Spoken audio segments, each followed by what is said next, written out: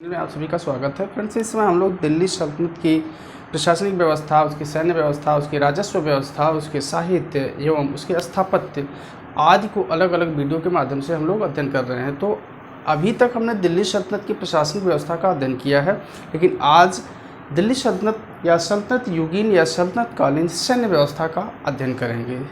यहाँ हमने छोटे छोटे टॉपिकों के रूप में इसे डिवाइड करके अध्ययन अध्यापन करना प्रारंभ किया। चूँकि ये पूरी तरह से क्लियर हो जाए, चाहे वह टीजीटी पीजीटी की परीक्षा हो, चाहे यूपीएससी या पीएससी की परीक्षा हो, या आरओ समीक्षा अधिकारी, सहायक समीक्षा अधिकारी, लोअर एसआई पुलिस तथा लेखपाल, कोई भी एग्ज़ाम हो, चाहे टेट सुपर टेट आदि कोई भी, और आने वाली जो पेट के एग्ज़ाम है वहाँ से भी इन कंपटीशनों में यहाँ से क्वेश्चंस उठाए जाएंगे और उठाए जाते रहें। इसलिए यह हमने अलग अलग खंडों में बांट करके इसको अध्ययन करना प्रारंभ किया, चूँकि इससे आपको भी कॉन्सेप्ट क्लियर होगा और क्वेश्चन कहाँ किस टॉपिक से किस पार्ट से आ रहे हैं वो भी क्लियर होगा। तो आज हम लोग देखते हैं सल्तनतकालीन सैन्य व्यवस्था। यानी सैन्य से सीधा सा मतलब जैसे आप लोग समझ रहे होंगे कि सेना कैसी थी, कितने प्रकार की थी, सेना का मुखिया कौन होता था, सेना किस प्रकार की थी, राज्यों में थी कि नहीं थी, केंद्र पर थी कि नहीं थी। और जैसे कि आज सैन्य व्यवस्था है उसमें कुछ लोगों के ऊपर एक अलग अलग प्रकार के पद बने हुए हैं, उसी प्रकार कहीं न कहीं उस काल में भी ये पद बने हुए थे तथा युद्ध के समय किन किन अस्त्र एवं शस्त्रों का प्रयोग किया जाता था, इन सारी चीज़ों का अध्ययन हम लोग करेंगे। तो देर न करते हम लोग शुरू करते हैं सल्तनत युगीन सैन्य व्यवस्था यानी कि सेना का सबसे पहले, जैसा कि आज भी सेना का सर्वोच्च सेनापति राष्ट्रपति को ही माना जाता है, उसी प्रकार कहीं न कहीं हमारे दिल्ली सल्तनत में भी सेना का जो सबसे सर्वप्रमुख होता था, सेना का सर्वप्रमुख सेनापति जो होता था वह सुल्तान ही होता था। यानी कि सुल्तान के अंदर अगर उसकी व्यक्तिगत योग्यता है, क्षमता है, बौद्धिकता है, बुद्धिमत्ता है और सेनापतित्व के गुण है, तो वह स्वयं युद्ध के समय सेनापतित्व, सेना का प्रमुख के रूप में अपना योगदान करता था। यानी कि उसकी व्यक्तिगत योग्यता के बल पर ही वह अपनी सेना का संगठन करता था, सेना को शक्ति प्रदान करता था, सेना को मजबूती प्रदान करता था। इसलिए कहा गया कि सेना का सर्वप्रमुख सुल्तान ही होता था। अब उस समय जो सेना होती थी वह कुछ सुल्तानों ने समय समय पर राज्यों के लेवल पर भी सेना का गठन किया, कुछ केंद्र के लेवल पर, और कुछ सुल्तान ऐसे थे जिन्होंने युद्ध के समय सेना की भर्ती की और बाद में उन्हें हटा दिया। लेकिन कहीं न कहीं राज्यों की भी और केंद्र के लेवल पर भी यानी शाही सेना भी अस्थायी रूप से हुआ करती थी। तो हम देखेंगे कि सेना का सर्वप्रमुख होता था सुल्तान होता था, और सेना दो थी, एक शाही सेना थी, एक प्रांतीय सेना थी। जो शाही सेना होती थी उसे हस्म ए कल्ब कहा जाता था। उसे क्या कहा जाता है, ये क्वेश्चन कई बार पूछा गया है। हस्म ए कल्ब क्या है तथा हस्म ए अतरफ क्या है। तो हस्म ए कल्ब जो थी वह शाही सेना, शाही का मतलब जो केंद्रीय सेना थी, जो सुल्तान के अधीन सेना होती थी उसे हस्म ए कल्ब कहा जाता था। लेकिन जो राज्यों के अधीन थी, राज्यपतियों के अधीन जो प्रांतपति होते थे, जो इक़्तादार होते थे, उनके अधीन जो सेना होती थी उसे हस्म ए अथरफ कहा जाता था, अर्थात यह प्रांतीय सेना हुआ करती थी। सबसे पहले आकर के सेना पर विशेष जोर दिया है बलबन ने, यानी कि इल्तुतमिश ने राज्य को व्यवस्थित तो किया, लेकिन इल्तुतमिश के बाद के जो सुल्तान हुए, चाहे वह रजिया हो चाहे रजिया के उत्तराधिकारी हुए हों, वे कहीं न कहीं षड्यंत्रपूर्ण माहौल में विद्रोहों का सामना ही करते रह गए। लेकिन जब बलबन सुल्तान बनता है, गुलाम वंश के अंतिम मुख्य शासक के रूप में जब बलबन सुल्तान बनता तो उसने सेना पर सबसे पहले जोर दिया, और सेना के लिए ही उसने एक अलग विभाग बनाया जिसे कहा गया दीवान ए अर्ज। दीवान ए अर्ज क्वेश्चन कई बार पूछा गया है किस विभाग से जुड़ा हुआ था, तो ये सैन्य विभाग से जुड़ा हुआ था। इसका गठन किसके द्वारा किया गया, तो बलबन के द्वारा किया गया। और इस विभाग का जो सर्वप्रमुख होता था, विभाग का प्रमुख होता था, उसे आरिज मुमालिक कहा जाता था। आरिज मुमालिक दीवान अर्ज विभाग का सर्वप्रमुख होता था, और ये सेना की भर्ती करना, सेना की योग्यता की परख करना, सेनाओं के अभियान की तैयारी कराना, उनके वेतन आदि सभी कार्यों का निर्वहन करता था। कौन, दीवान अर्ज विभाग का जो प्रमुख होता था आरिज मुमालिक। और ये केंद्र के लेवल पर आरिज मुमालिक तो होता था, लेकिन प्रांतों में भी सेना, जैसे हस्म अतरफ जो सेना होती थी वो प्रांतीय सेना होती थी, और प्रांतों में भी प्रांतीय आरिजों की नियुक्ति की जाती थी। यानी प्रांतीय आरिज, जैसे आरिज मुमालिक केंद्र के लेवल पर शाही सेना का प्रमुख होता था, उसी तरह प्रांतीय सेना का नेतृत्व करने वाला प्रांतीय आर्यज हुआ करते थे। इनके निर्देशन में, इनके नेतृत्व में उनकी ट्रेनिंग्स होती थी, उन्हें प्रशिक्षण दिया जाता था, उनकी योग्यता का निर्धारण किया जाता था, उन्हें भर्ती की जाती थी तथा उन्हें रसद एवं उन्हें अस्त्र शस्त्र भी उपलब्ध करवाए जाते थे प्रांतीय आर्यज के निर्देशन में। अब हम लोग देखेंगे कि सेना के साथ एक बहुत ही महत्वपूर्ण शब्द मिलता है जिसे कहा जाता है दाग प्रथा एवं हुलिया प्रथा। यानी कि दाग एवं हुलिया प्रथा, जैसा कि इसके पहले हम लोग खिलजी वंश पढ़ते समय हमने इस पर खूब चर्चा किया है कि दाग प्रथा एवं हुलिया प्रथा क्या थी। यानी कि घोड़ों को दागना और हुलिया यानी सेना का हुलिया रखना। हुलिया का मतलब उसके बारे में उसका विवरण रखना तथा जो घोड़े होते थे उन्हें दागना। तो ये दोनों प्रथाएं प्रारंभ करने वाला जो था वह अलाउद्दीन खिलजी था। चूंकि अलाउद्दीन खिलजी ही पहला व्यक्ति था, पहला शासक था जिसने सेना को नकद वेतन देना प्रारंभ किया था। इसके पहले के जो सुल्तान हुआ करते थे वे सेना को नकद वेतन न दे करके बल्कि भूमि का एक छोटा सा टुकड़ा उन्हें प्रदान करते थे, जहाँ से वे सैनिक अपना भू राजस्व वसूल करके अपनी आय के रूप में, अपने वेतन के रूप से उसे प्राप्त करते थे। लेकिन अलाउद्दीन खिलजी पहला सुल्तान हुआ जिसने आकर के सेना को नकद वेतन देना प्रारंभ कर दिया तथा कोई भी सैनिक जो है अपने घोड़े या अपने स्थान पर किसी दूसरे को न भेज दे, घोड़े की अदला बदली न कर ले, इसी के लिए उसने दागने एवं हुलिया प्रथा की प्रारंभ किया था। लेकिन आगे चल करके फिरोज शाह तुगलक जिसने कई प्रथाओं को समाप्त किया जो प्रारंभ की गई थी, उन्हीं प्रथाओं में दागने एवं हुलिया प्रथा को भी फिरोज शाह तुगलक के द्वारा प्रारंभ समाप्त कर दिया गया। फिरोज शाह तुगलक के द्वारा दाग एवं हुलिया प्रथा को समाप्त कर दिया गया और फिरोज शाह तुगलक ऐसा सुल्तान हुआ जिसने अनेक लोगों को सेना में भर्ती किया, खासतौर से दासों को, निर्धनों को सेनाओं में भर्ती कर दिया। जो मंगोल आक्रांता थे, मंगोल जो निर्वासित हो चुके थे, उन्हें भी अपनी सेना में भर्ती कर दिया था। तो कहीं ना कहीं दाग एवं हुलिया प्रथा को त्याग करके सेना में दासों को, निर्धनों को शामिल करने से कहीं न कहीं सैन्य व्यवस्था में डिस्टर्बेंस हुआ था। सैन्य व्यवस्था की जो स्थिति थी, जो मजबूती थी, जो शक्ति थी, जो संगठन था, वह कहीं न कहीं उसमें ढीलापन आ गया था। वह सैन्य व्यवस्था उसकी कमज़ोर हो गई थी वहीं से। अब हम देखते हैं ये सेना से संबंधित हस्म-ए-कल्ब शाही सेना थी, हस्म-ए-अतरफ प्रांतीय सेना थी। इसे हमें याद रखना है। दीवान-ए-अर्ज विभाग जो सेना विभाग का प्रमुख होता था और अर्ज-ए-मवालिद इस विभाग का प्रमुख होता था। इस विभाग की स्थापना बलबन के द्वारा की गई थी। अब हम देखते हैं सेना के भाग कौन कौन थे, किस प्रकार की सेनाएँ थी। तो जैसा कि आज से हम कोरिलेट करके पढ़ेंगे, जैसे आज हमारी क्या है, थल सेना, जल सेना तथा वायु सेना है मुख्य रूप से। अब उसमें सेनाओं की अलग अलग कैटेगरी बटी हुई है। तो उस समय भी घुड़सवार सेना, हस्त सेना तथा पैदल सेना एवं नावों का बेड़ा हुआ करता था। खासतौर से 3 सेना थी जिसमें पैदल सेना, हस्ती सेना और घुड़सवार सेना थी। तो सब नंबर 1 पर जो होती थी उसे घुड़सवार सेना कहा जाता था, यानी कि घोड़ों से सवार होकर की जो सेना होती थी उसे घुड़सवार सेना कहा जाता था। और इसे सवार-ए-कल्ब के निर्देशन में केंद्रीय ये घुड़सवार होता था कि निर्देशन में पूरी घुड़सवार सेना रखी जाती थी, घुड़सवार सैनिकों का विवरण रखा जाता था और सर्व प्रमुख सेना का जो अंग होता था वह घुड़सवार सेना ही होती थी। घुड़सवार सेना के बल पर ही, घुड़सवार सेना की शक्ति के बल पर ही कोई भी सुल्तान अपने अभियानों में सफलता को प्राप्त करता था। नेक्स्ट होती थी हस्ती सेना। हस्ती सेना का जो विभाग होता था उसे पील खाना कहा जाता था और इसका जो प्रमुख होता था उसे सहना-ए-पील कहा जाता था। जैसे घुड़सवार सेना का जो प्रमुख होता था सवार-ए-कल्ब केंद्रीय घुड़सवार सेना से जुड़ा हुआ होता था, उसी तरह से हस्ती सेना जो हाथियों से जुड़ी हुई सेना होती थी वह विभाग जो था वह पील खाना विभाग होता था और इस विभाग का जो प्रमुख होता था वह सहना-ए-पील कहलाता था। ये क्वेश्चन भी कई बार पूछा गया है कि सहना-ए-पील क्या होता था। तो सहना-ए-पील हस्ती सेना का प्रमुख होता था, हस्ती सेना विभाग का प्रमुख होता था।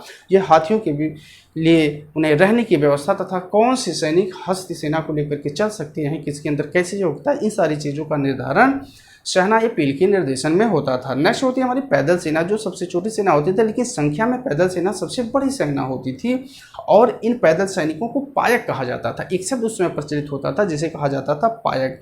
और इसमें यानी कि पैदल सेना में चूँकि हमारी सबसे श्रेष्ठ सेना घुड़सवार सेना थी, उसके बाद हस्ती सेना थी, लेकिन जो सर्वाधिक संख्या में थी वह पैदल सेना हुआ करती थी जिन्हें सैनिकों को पायक कहा जाता था। और इसमें निर्धन, दास तथा हिंदू वर्ग से जुड़े हुए लोगों की भर्ती की जाती थी, किसमें, पैदल सेना में। और आगे चल करके एक और नाव के बेड़े जिसे बाहर कहा जाता था, नाव के बेड़े भी रखे जाते थे। आवश्यकता पड़ने पर इनका भी उपयोग किया जाता था। नाव के नाविक बेड़े को कहा जाता था बहर, और इसका जो अध्यक्ष होता था मीर ए बहर कहलाता था। बहर क्या था? नावों का बेड़ा हुआ करता था, लेकिन नाविक बेड़ों का जो अध्यक्ष होता था उसे मीर ए बहर कहा जाता था। तो इस प्रकार ये सेना का डिवीजन था, सेना के भाग थे, सेना के प्रकार थे। अब हम लोग देखेंगे सेना का वर्गीकरण। जो सेना, ये तो सेना का प्रकार था, लेकिन सेना का वर्गीकरण, सेना थी उसके ऊपर अनेक उस सेनाओं में ही पद बने हुए थे। तो मंगोलों की दशमलव, ये क्वेश्चन कई बार पूछा गया है सेना से जुड़ा हुआ, कि दिल्ली सल्तनत की सैन्य व्यवस्था थी, यही इंपॉर्टेंट क्वेश्चन है, वो दशमलव या दार्शनिक पद्धति पर आधारित थी। दशमलव या दार्शनिक पद्धति, यहाँ दशमलव के मैथमेटिकल दशमलव से कोई मतलब नहीं है। यहाँ दशमलव का मतलब है दार्शनिक पद्धति, यानी कि प्रत्येक 10 पर एक पद का सृजन कर दिया गया था। जैसा कि लिस्ट में आप लोग यहाँ देख रहे हैं कि 10 अश्वारोही, ये अश्वारोहियों से जुड़ करके मुख्य रूप से थी कि जैसे 10 अश्वारोही थे तो उस पर एक सरखेल का पद बना दिया गया था, यानी कि 10 घुड़सवार सेनाओं पर उसका एक मुखिया के रूप में सरखेल बना दिया गया था, और 10 सरखेल पर एक सिपह सालार हुआ करते थे। 10 सरखेल पर एक सिपह सालार हुआ करते थे, और 10 सिपह सालार पर एक अमीर होता था। वही तुर्क अमीर जो कहीं न कहीं सुल्तान की गतिविधियों में अड़ंगा लगाया करते थे। सुल्तान की प्रशासनिक व्यवस्था, उसकी व्यवस्थाओं में सुल्तान के विरुद्ध षड्यंत्रपूर्ण माहौल भी बनाते थे, तो कहीं न कहीं इनका पद ऊंचा होता था, यानी कि 10 सिपह सालार के ऊपर ये अमीर होते थे, और 10 अमीरों पर एक खान होते थे, और 10 खान के ऊपर ही जाकर के सुल्तान होता था। यानी सुल्तान से नीचे खान होते थे, और खान से नीचे अमीर होते थे, और अमीर से नीचे सिपह सालार होते थे, और सिपह सालार से नीचे सरखेल होते थे, और सरखेल से नीचे जाकर के फिर वह घुड़सवार सैनिक होता था। तो इस प्रकार ये सेना का वर्गीकरण था। अब हम देखेंगे उस समय के अस्त्र शस्त्र क्या थे। ये तो सेना था, ये सेना के प्रकार था, लेकिन सेना लड़ाई किससे करते थे? उनके अस्त्र और शस्त्र, यानी कि अस्त्र शस्त्र जो लेकर के चलाया जाए, और अस्त्र जिसे फेंक करके चलाया जाए, यानी कि तलवार था, भाला था, तीर था, कमान था, बर्छा था, कटार था। इन शब्दों से आप सभी लोग परिचित हो कि कहीं न कहीं ये व्यवहारिक शब्द हैं। तलवार, भाला, तीर, कमान, बर्छा और कटार, ये मुख्य रूप से इन शब्दों से आप सभी परिचित होंगे। लेकिन नीचे के जो 2-3 शब्द हैं, जैसे चरख और फलाखून, ये शब्द उस समय चर्चित थे, और उनका अर्थ होता था, चरख का मतलब होता है शिला प्रक्षेपास्त्र। चरख का मतलब है शिला प्रक्षेपास्त्र, का मतलब है पत्थरों को बहाने वाले, पत्थरों को फेंकने वाला प्रक्षेपास्त्र को चरख कहा जाता था। लेकिन फलाखून जो था वह गुलेल होता था। गुलेल आधुनिक युग में इससे लोग परिचित हैं, जैसा कि गुलेल ऐसे तान करके चलाया जाता था, तो ये गुलेल भी, यानी कि फलाखून इसे कहा जाता था। यह भी दिल्ली सल्तनत की सेना में कहीं न कहीं इस अस्त्र शस्त्र का भी उपयोग किया जाता था। अब सैन्य अस्त्र शस्त्र से संबंधित कुछ शब्द हैं जो क्लिष्ट हैं, जिनके मतलब कुशकंजीर का मतलब होता था तोपखाना। जैसा कि आज का तोपखाना है, उस प्रकार का तोपखाना उस समय तो नहीं था, लेकिन कहीं न कहीं कुशकंजीर से जो तोप के आकार का ही होता था, तोप जैसा ही मशीन होता था, उससे जो शिला थे, जो पत्थर के बड़े बड़े टुकड़े थे, उन्हें इसी कुशकंजीर से ही विरोधी सेना के ऊपर, उसके किले के ऊपर, उसकी दीवारों के ऊपर फेंका जाता था। तो यानी कि इसे भी तोपखाना के रूप में हम कह सकते हैं कुशकंजीर को। अगला होता अरादा, मंगरिक, मंजनिक। ये जो उस समय के अस्त्र हुआ करते थे, जिसे अरादा, मंगरिक तथा मंजनिक। अरादा, मंगरिक तथा मंजनिक कौन कौन से थे? ये शब्द थोड़ा सा क्लिष्ट है। अरादा, मंगरिक तथा मंजनिक ये होते थे पत्थर तथा गोला फेंकने की एक मशीन हुआ करती थी। पत्थरों को तोड़ती थी और पत्थरों को विरोधी सेना या विरोधी सुल्तान के किले के ऊपर इसे फेंका करती थी, और इसी को कहा जाता था अरादा, मंगरिक तथा मंजनिक। अगला होता है गरगज। गरगज क्या होता है? ये चलायमान उच्च मंच हुआ करता था। यही शब्द पूछा जाता है कि गरगज क्या था, अरादा क्या था, मंजनिक क्या था। तो अरादा पत्थर या गोला फेंकने की मशीन हुआ करती थी, लेकिन जो गरगज हुआ करता था ये चलायमान उच्च मंच हुआ करता था। यानी कि जैसे कोई एक गाड़ी हुआ करती थी, एक वाहन हुआ करता था, चलायमान उच्च मंच, यानी कि वो चलता था, लेकिन उस पर जो बैठा हुआ सेना होती थी, जो सैनिक होता था उस पर बैठा हुआ, वह काफ़ी ऊंचे स्थान पर, ऊंचाई पर बैठा हुआ होता था, और उसी को लेकर के वह चलता था। और वह जब भी उसे ज़रूरत पड़ती थी, आवश्यकता पड़ती थी, विरोधी सेना के किले पर, विरोधी सेनाओं पर, वह उसे से जो है वह अस्त्र शस्त्र का उपयोग करता था चलाने में। अगला होता है शबद। शबद क्या होता था? सुरक्षित गाड़ी होती है प्रक्षेपास्त्र से सुरक्षा के लिए, यानी कि ये जो है शबद, शबद क्या थी? एक प्रकार की विशेष गाड़ी हुआ करती थी और प्रक्षेपास्त्र से अगर हमारी जो सामने की सेना है उसके तरफ से अगर कोई प्रक्षेपास्त्र फेंका जाता था तो उससे यह सुरक्षित करती थी, यानी कि उसमें जो भी बैठा होता था इधर के अस्त्र शस्त्र को लेकर के वह उसमें अपने को सुरक्षित महसूस करता था और इसी को शबद कहा जाता था, यानी कि सुरक्षित गाड़ी होती थी जो प्रक्षेपास्त्र से सुरक्षा प्रदान करती थी। अब हम लोग देखेंगे उस समय के सैनिकों को वेतन कैसे मिलता था। ये तो थे सैनिकों के प्रकार, ये थे सैनिकों का वर्गीकरण और ये थे कुछ अस्त्र शस्त्र जो उस समय चर्चित थे, चाहे वह अरादा हो, चाहे मंजरीत हो, चाहे मंगलिक हो, मंगरीब हो, चाहे शबद हो, चाहे गरगज हो। लेकिन अब हम देखेंगे उस समय के सैनिकों का वेतन क्या दिया जाता था। तो अलाउद्दीन से पहले ये देखा गया था कि सैनिकों को उनकी सेवा के बदले, उनके कार्य के बदले, उनके सहयोग के बदले भूमि का एक छोटा सा टुकड़ा प्रदान कर दिया जाता था और वह वहाँ से राजस्व वसूल करके अपनी आय को प्राप्त कर लेते थे। लेकिन अलाउद्दीन जब सुल्तान हुआ तो सबसे पहले सेना, एक विस्तृत एवं विशाल सेना का उसने गठन किया और एक विशाल सेना को भूमि का टुकड़ा देना संभव नहीं था, इसलिए उसने सभी सैनिकों को नकद वेतन देना प्रारंभ किया और भूमि देना उनसे बंद कर दिया। और कहा जाता है कि इसके समय में एक सैनिक को 234 टंका तथा एक अस्पा सैनिक, यानी कि जो एक घोड़े रखता था सैनिक उसे 234 टंका तथा 2 अस्पा, यानी कि जो 2 घोड़े रखता था सैनिक उसे 378 टंका प्रदान किया जाता था।